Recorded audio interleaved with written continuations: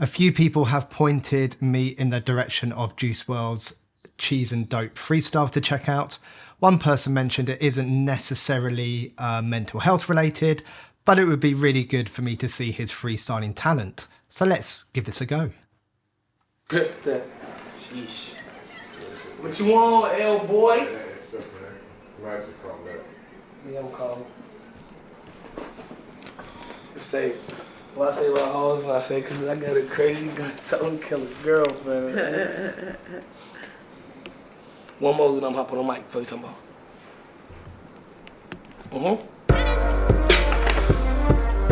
Everybody doing that cheese and dope challenge on Instagram. That's funny. You know, I'm showing you them bitches. Oh, so it's an actual challenge. I didn't realise that. I'm guessing that means that other people have freestyled over this too.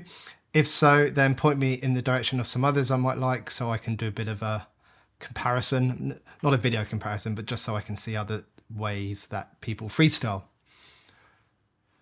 But I'm guessing with the love of Juice WRLD on this channel that Juice WRLD was the best. Right, let's get into this.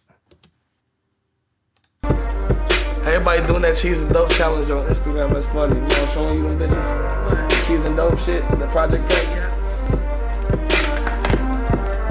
Bitch, I'm better. Bitch, I'm better. Bitch, I'm better. Bitch, I'm better. I do better. I do better. I do better. I do better. You wanna fight? You wanna fight? You wanna fight? You wanna fight? Juice Mayweather. Juice Mayweather. Juice Mayweather. Floyd Mayweather. Look at the way I'ma spit this shit. Look at the ways to hit them licks. I was back in the shot. I was running through the six like Drake. Mom got no walls for shit. Pull up on the scene with a chopper like damn. He gon' shoot him in his face, ready to hit his bitch. All I know is get the cash, stack it. Yeah. After that, make it flip. Smoking on dope. Smoking on dope. Selling that dope. I'm in the trap. Used to have brown in a bag. Used to serve it out my lap. $50 more had to pay to get high in my house. But if you was tweaking, fuck it. Load that clip and I kick you out. I got cheese, hoes, and a bunch of fucking dope. I got peas, coke, and some killers at the door. Niggas fake lip singing Milli Vanilli on these hoes. I'm just popping like a willy. I like that. I'm probably just old enough to remember to hear about the Milli Vanilli and their lip sync scandal. I think, wasn't it, didn't their track skip live or something, or they were supposed to be performing live but they weren't, they were miming and the track skipped.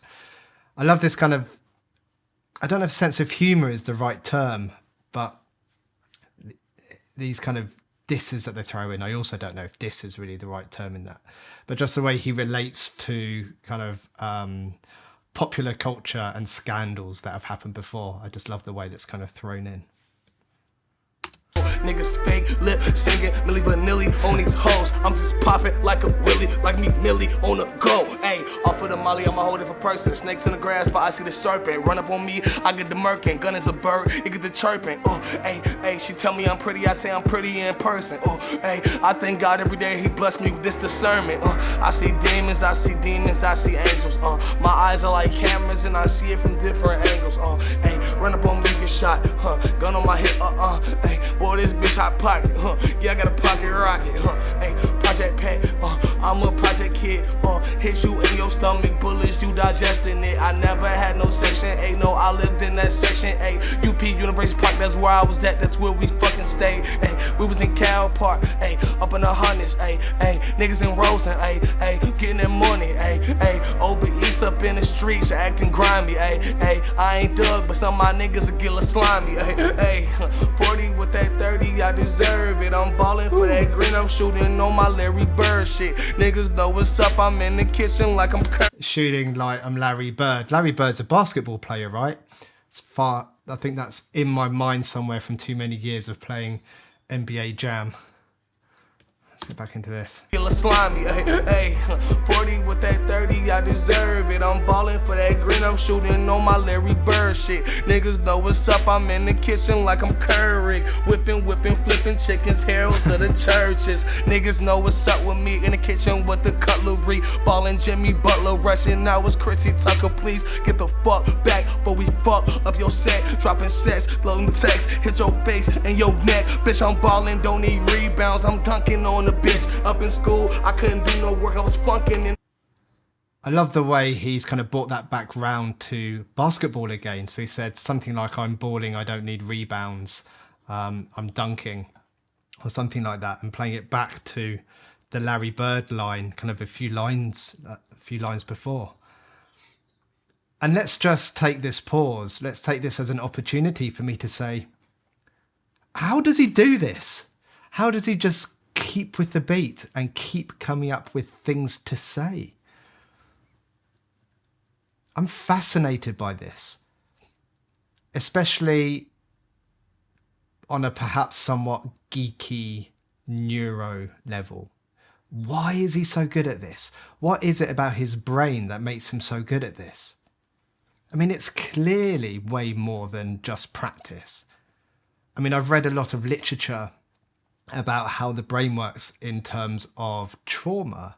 You know, I've read a lot about how the brain makes associations between things, which some theories would call relational frames, so such as relational frame theory, which is basically networks of words that relate one concept to another.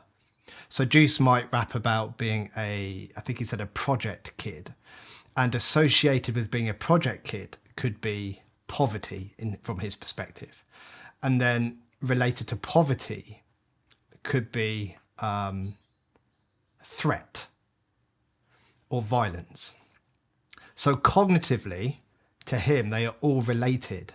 And because of that, he can most likely move between those thoughts kind of really quickly and really fluidly because they're all part of the same network for him. I mean, I don't really know. I'm just trying to synthesize information I already know about the brain and relate it to this. I mean, you can see in some parts he's rapping, but he's just staring off almost into space, like his brain is just doing it. It's just producing this content for him, kind of almost unconsciously. It'd be interesting to know, like, from his perspective, does he see the words and the lines before they come out of his mouth, or does it just happen? It's really interesting. You know, there has to be studies on this and how people can freestyle this good. Right, let's get back in. Loving this though. Set, dropping sets, blowing text, hit your face and your neck. Bitch, I'm ballin', don't need rebounds. I'm dunking on the bitch. Up in school, I couldn't do no work. I was funkin' in that bitch. High as fuck, off the Zan, sleep in class. Fuck the work. Matter of fact, after class, I was probably selling work. I had Addies for the 30, I had Bobbins for the 10. I had all types of Zans. I used to pass up to my friends who get high ups out of lunch. After that, probably skip school. I was riding around the city with my motherfucking tool. I used to leave the burbs, go back to the city, gun with a pretty peak. Yeah, so I wonder how he talked a bit about substances there, and I wonder how that affects his ability to freestyle.